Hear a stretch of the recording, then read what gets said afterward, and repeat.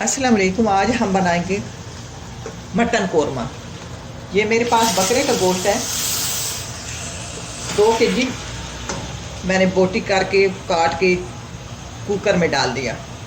अच्छा, मैंने चर्बी नहीं उतारी। चर्बी जो इसकी बोटियों के साथ है वो साथ ही है। कई लोग उतार देते हैं, प्लीज़ उतारा नहीं करें। ये खाने वाली चीज़ें अल्लाह ने मुसलमानों पर ये हलाल की है। तो क्या थोड़ा सा बंदा हम सोचे तो ये चर्बी है, क्या ये बाज़ार से जो बने हुए तेल या घी है, क्या वो अच्छे हैं, या ये चर्बी हमारी सेहत के लिए अच्छी जो अल्लाह ने बनाई है हमारे खाने के लिए। तो इसलिए प्लीज़ आप इसको उतारा नहीं करें। ये हमारे बहुत हमारे फ़ायदे के लिए।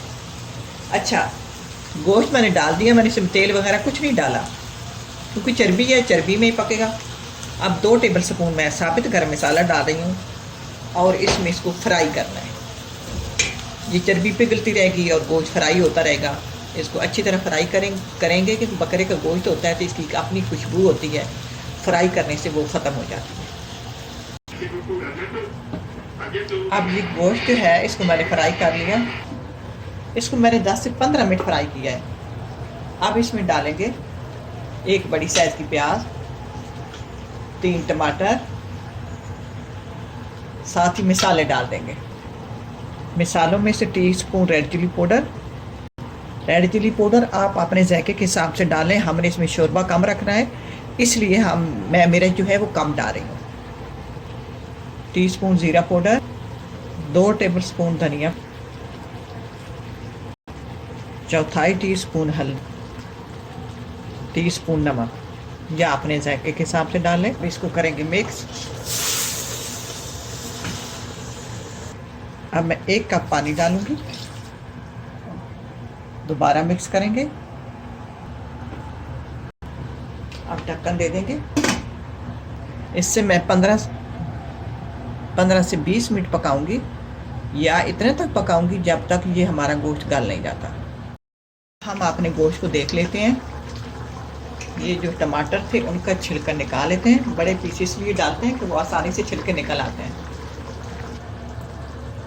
टमाटरों का छिलका उठा लिया। अभी जो गोश्त हमारा है वो सही गला नहीं है। मिक्स करेंगे और इसके बाद ढक्कन देकर इसको 5 मिनट और देंगे। अब गोश्त गल चुका है। मुझे नमक कम लगा, मैं नमक को सेट कर लूँ।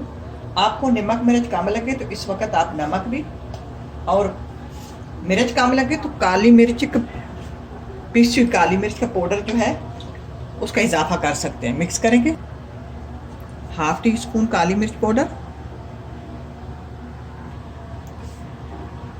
बस ये तैयार है।